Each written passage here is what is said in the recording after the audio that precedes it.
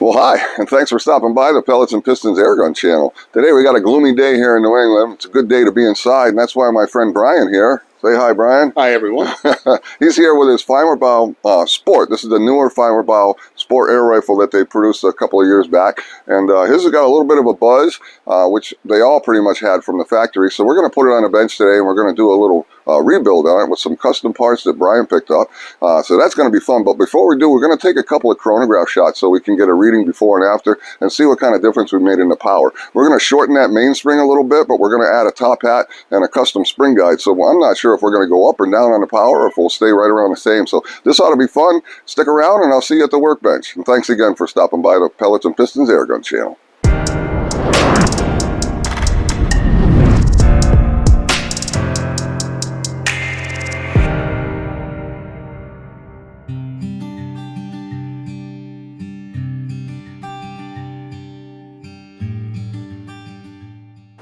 Alright, so we're at the bench. We're just going to shoot a few shots over the chronograph so we have something to compare to after the job is complete.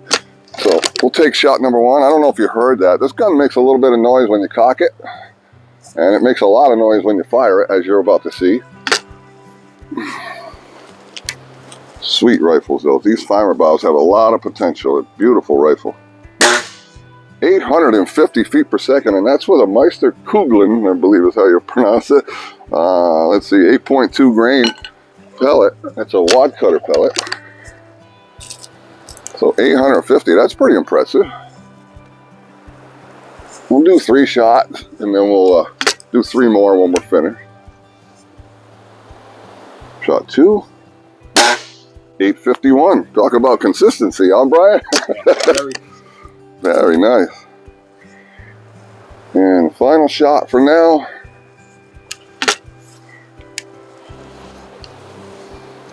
And shot 3. 861. That's a jump. Anyway, we're going to take it into the bench and see what we get when we're all done with this. So this ought to be fun. Stick around and I'll see you in a couple of seconds at the workbench. Alright, let's get this gun opened up. We're going to take the stock off first.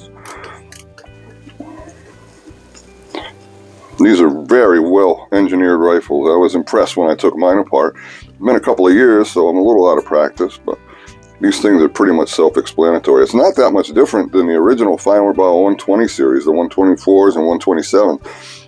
They're very similar as far as how the gun is constructed, or at least how you open her up. Okay, so the action is out of the stock. Right now I'm contemplating whether or not I should try to take it apart with or without the spring vise. I'm putting my screwdriver in here and I'm checking the tension on that spring. It doesn't look too bad. I think we can get away without the spring vise to take it apart. But we're probably going to need it to put it back together. Alright, so the first step is going to be to remove the pin that holds the trigger group into the action. Alright, we'll lay that up here on this block that my father bought me for Christmas. And you know I'm no spring chicken, so you guys can imagine how old my dad is. He's 87. Okay, that's good. Now the Feinwerkbau Sport and the original Feinwerkbau 124s use this same barrel lug right here. And this is what's holding everything together. Once we remove the cross pin for the trigger, that frees up everything to move out of there once this bolt is clear. I told you we're going to not use the spring vise, but now I'm thinking about it, and I had forgotten, and just in second thought, because this is threaded into that lug, I don't want a lot of tension on it as I unthread it, because that'll bugger the thread. So we're going to go ahead and put a little back tension on it, and then we're going to remove that lug. So we're going to cut away here, and we'll come back and we'll be at the spring vise. Okay, so the action is in the spring compressor. We've removed the pin above the trigger. Now the next thing to do is this. So what I've done is we've applied a little bit of pressure to the rear of the receiver, and that way the spring pressure won't be pushed up against that lug as we get to the last few threads, because that can strip it out. We don't want to do that. Alright, so we're going to put our wrench on here. This is either a 10 millimeter or a 7/16 wrench. Oh man, is it tight. Never seen one this tight.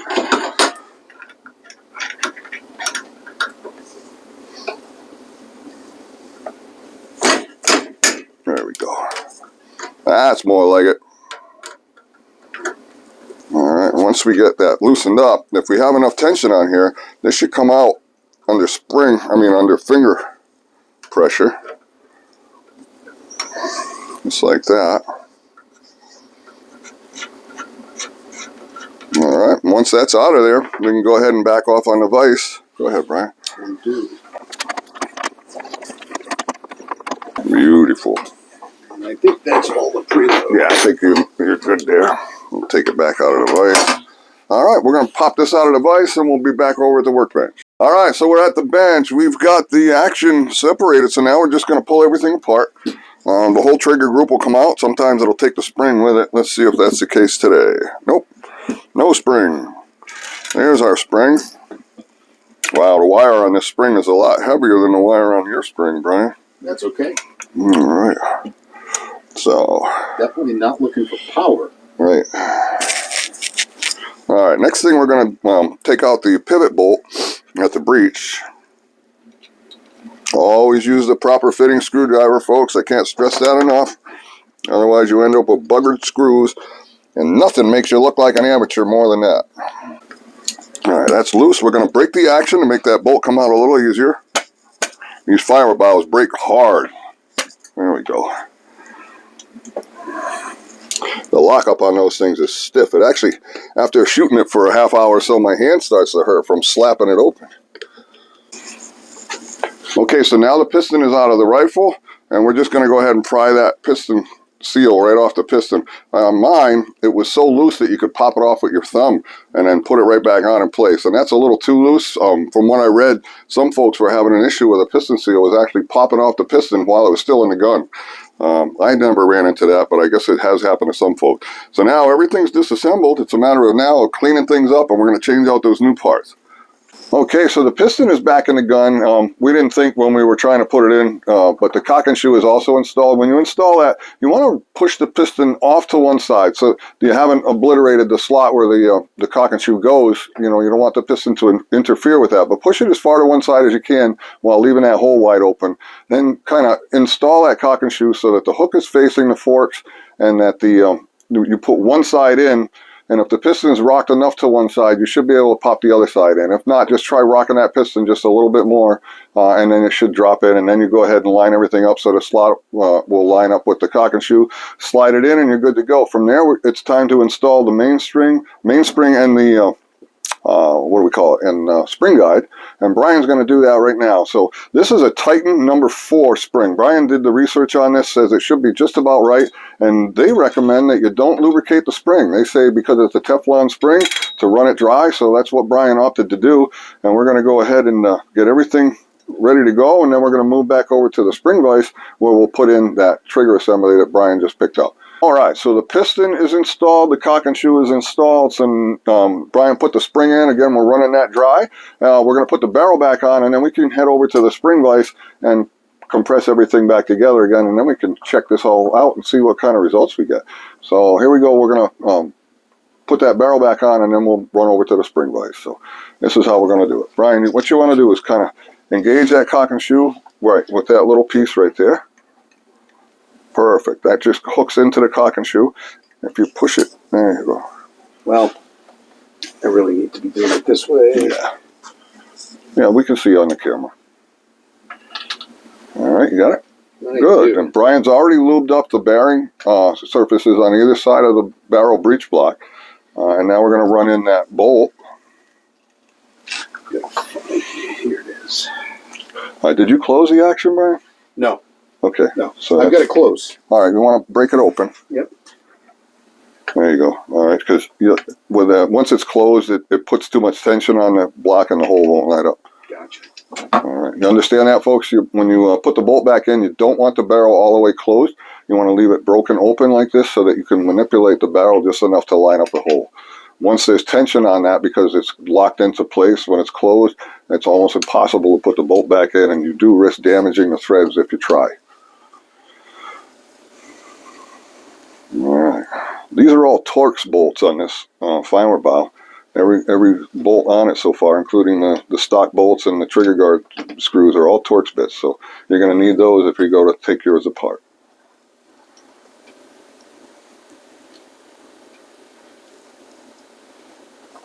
Very cool. Yeah, run that other bolt in snug, Brian. You want to make sure that the forks are snug enough where the barrel will stay in place when you put it out there and hold it up. You know what I'm saying? I do. Looks like I'm using the wrong bit. Doesn't feel like it though. That's a big bolt, right? No, yeah, I was just at the end of the Okay, stroke. good. Yeah, snug that down. Try the barrel, and we may have to go a little more snug. We'll see. Oops, there goes your spring. Oh, what stuff in my lube, but there's not. All right. All right, so Brian's got the bolt in. We're going to check to see if the tension is correct. What we want to ensure is that the barrel will stay in whatever position Brian puts it at, and he'll show you what we're talking about right now. So we want it to hold under its own weight. Hold it more this way, Brian? Sure. All right, see how if we let go of the barrel, it stays in place. If that one's falling just a little bit, you might want to snug it up just a little bit more, Brian. Absolutely. But that's what we're looking for. We want that tension so the barrel will stay right where you put it, but so it's not like impossible to move it either. You want just the right amount of tension on that. And what that does is eliminates any lateral play in the barrel so that we can be sure we're going to come back to the same place every time. That looks perfect, Brian. Yep. All right, now we're going to move to the spring vise and we'll put everything back together again. So I'll meet you at the vise. Okay, so we're at the spring vise. We got everything lined up. The trigger block is partially installed, and we're going to go ahead and compress it. Now, the reason we put it in right side up now with the trigger facing straight up in the air is so that we can see where the threads line up with the hole where we have to put that lug in. So that's why we have it upright instead of off to the side like we did when we took it apart. Now we have to be able to see that hole so we can get real close to having it line up. So that's what Brian's doing now. He's going to bring it up so it's where it belongs. Almost there. Yeah, we're getting there. All right, there you go. We're about there. Now, Brian, you should be able to install that lug just under finger tension. If it requires a wrench, you want to change the tension on that a little bit until it can go in by finger.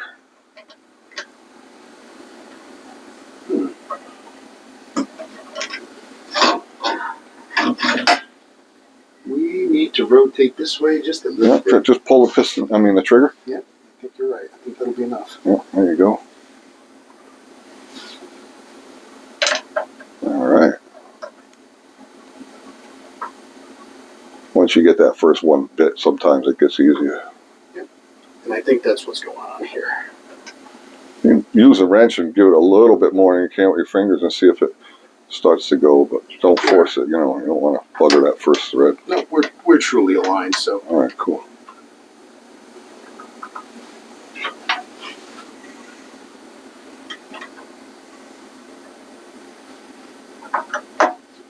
Didn't look like you had to put much on there. No, I'm being very gentle. Last thing I want There to you go. do. Yeah, I bet you can turn it by finger now. No, not quite, No? but it doesn't feel in any way wrong. All right, good. You should be all set. But folks, this is where you have to really be sure. If it feels like you're struggling to put it in or like it might be cross-threading, that's probably because it is. So really, take your time and be sure those threads are engaged properly before you sock that lug down. All right, once that's done, we're going to put in the cross pin. Maybe we'll turn the action in the vise then so we can see the hole to do it. But we'll try it the way it is right now before we move the gun. How'd you do, Brian? It's beautiful. All right, you know what, that was really tight, so make sure you got some good tension on that now, because your forward trigger guard screw and stock screw is going to go through that. There you go. Now put the pin over here. That's your pin. Go ahead and see if that'll slide in. If not, we'll turn the gun sideways and we'll try to line it up. We're going to do now. If we can't get it in while the gun's straight up and down in the go, look at that, how easy that went in. That's perfect. All right, so the only thing left to do now is wipe it down and stick it back in the stock. So, all right, so we're at the bench and Brian is going to give us our first test shot. Let's listen to how the gun cocks. Let's get an idea how that sounds now. It was a little scratchy before. Let's see what it sounds like now. Silent. Excuse me. That was silent. Excuse me, folks. All right, we're going to take a shot and we'll listen to what it sounds like now at the shot. And take a look at the recoil on the Brian's shoulder, too. That will give us an idea. Oh, you hit the bell, too, folks. Did you hear that? Oh, my God. That's 2 for 1. A beautiful cycle. Sometimes I forget when I'm with friends. I'm not so polite on camera. I apologize, folks. And, God, there's no vibration, no buzz. Kicks like a, just so subtle. It's really, really nice. Man, he hit the bell again. That thing's powerful and it's getting out there quick. So we're going to put it over the chronograph. We're going to see what kind of numbers we got. I don't know whether we went up or down, but what the objective here was to smooth it out and just make it a nice gun to shoot. And I think we can already say that was a success. So let's we'll stop here. We'll turn on the chronograph and we'll come back in. We'll see what we get for numbers. All right. We got the bag set up. We got the chrono set up. Brian's going to take shot number 1. These are Meisterkugeln. Am I pronouncing that right, Brian? You are. He says I am. These are 8.2 grains? 8.2s. 8.2 grains. Let's see what we got. These are the same pellets we used when we tested it. 912, my goodness. That is impressive. What was the number before? 850. 850. With one that pushed this is a brand new job. We haven't broken in yet or anything, so those numbers could go up or they could go down. But that's impressive for the first couple of shots out of this rifle. Don't forget, this is a Vortex piston for an HW80. That's right. It's a different seal. This is not the original seal. It's a Vortex piston seal that we put on this gun. I don't even know if we did that on camera. Well, up a little higher, Brian. There you go. Shot 2, 839. That's a little weird. So yeah, maybe we got some dieseling. First shots. Yeah, we got some dieseling going on because it's a new job. And even though it's recommended that you don't lubricate these seals from Vortex, I guess because they're impregnated maybe with Molly. It's just my old school thinking is put a little Molly on there. So we do have a little bit of a dieseling going on. Maybe that first shot, that's a little. I was expecting the power to drop, not go up. So this makes more sense to me. Well, the fact that we haven't really lost anything. Yeah. Super. It may break in and come right back up too. It's hard to tell which way a gun's going to go when you do this. So anyway, yeah, we're real pleased. The shot cycle is great. We didn't lose much power at all from what I can see now. Yeah, see, it's kind of staying in the group now. It's going to settle in. Things will get a lot more consistent, of course, but this is getting a good idea what it's doing, and I'm really pleased. My best guess is that it will settle in a little bit. Yeah. And then it will start to speed up a little bit because that's typically probably. Vortex That's right. do. Yeah. That's been my experience. Again, this is a Titan number 4 mainspring. I don't know if we got it on camera. I'll put a picture up. We ended up not using the top hat because there's a shoulder on the piston rod just as it meets the head of the piston, and the hole in our top hat didn't account for that. So we were unable to use it unless we wanted to drill it out. And we decided we just opted to omit it and put it back together, and it's shooting beautifully. There's no sleeve in there, no nothing, and it's still as quiet as a mouse as far as vibration goes. Beautiful. 816. So it's got a lot of inconsistency. There's a lot of variation in the speed, but again, I expect that'll settle out over time. Yeah, it's brand new. Yeah, there's no buzz. It sounds nice. Really nice. What do you think, Brian? I think that if we end up going from 850 and graunchy and buzzy and all of that to 825 and just as beautifully sweet as this is, yeah, that is a huge win. Well, that's consistent. We just duplicated 816.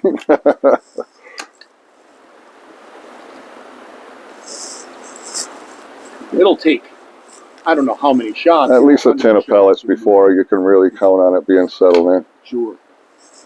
And that's the spring too. But shooting these is a lot of fun, so it won't take long to do that. Yeah, nice. This one's awfully fun. Yeah. What a beautiful shot cycle. It really is a shame that Feinwerkbau made the absolutely beautiful rifles. Yeah. And somehow, put a fly in their own ointment. Yeah. And, sold them with just very poor fitting. Right. I don't know how many people got one like mine was, but if you folks haven't seen that, and on my channel back home, quite a few videos. There's one on how I tuned the Feinwerkbau Sport, and I went about it a little differently than the way Brian went about it. Mine was a lot more time consuming, but you can hear one of the most ridiculous guns out of the box that you'll ever hear. When you cock that gun, it honestly sounded like two lovers on a rusty bed. And when you fired it, it had the most amount of buzz and everything else. It was really, really atrocious. I was angry that I bought a brand new gun. That's pretty consistent now. It's starting to settle down. Like it's kind of found its stride, and that was fast. Yeah, absolutely. But go back and find that video, guys, if you want to laugh. And I put it out there. I probably hurt some people that sell that gun as well as Feinwerkbau themselves by doing it. In retrospect, I probably shouldn't have done that, but I may have saved the guys a lot of money, you know, a lot of people. But if you're willing to tune this gun because everything else about it is superb, then by all means, if you can find one now, because they're discontinued, get one in your hands. If you have the know-how how to tune it, or you don't mind spending the money to have somebody that does know how do it for you, you can't beat this rifle. It's fantastic. The trigger's great. The weight is good. Cocking effort isn't bad. It's not great. My only complaint with this gun was the ugly trigger guard, which has now become something that I kind of like. It kind of grows on you after a while, and the how stiff the action closes. It's when you break that action open, it actually will hurt your hand after a while. You go to bruise. Yeah, it's gonna bounce around, but it'll be all right. It sounds so good. No worries. Sounds so good. Really nice. Nice.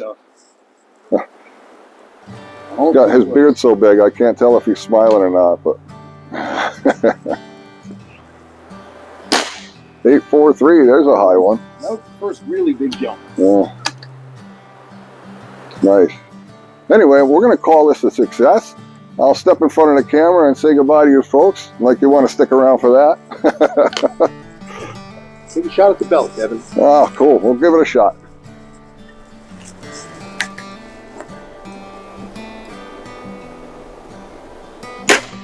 I missed. There you go, Brian. Brian's going to ring that bell for you. Hang on, folks.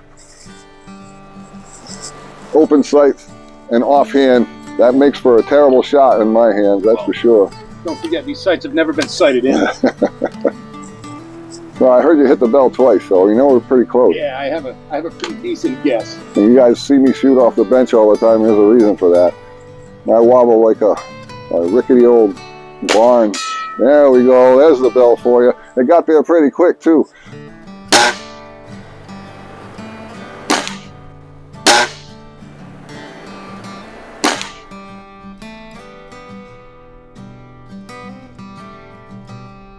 Anyway, folks, I want to thank you for stopping by the Pellets and Pistons Airguns channel. If you haven't subscribed already, please do that. Hit the bell to be reminded of future videos, and by all means, give me a thumbs up if you enjoyed this one.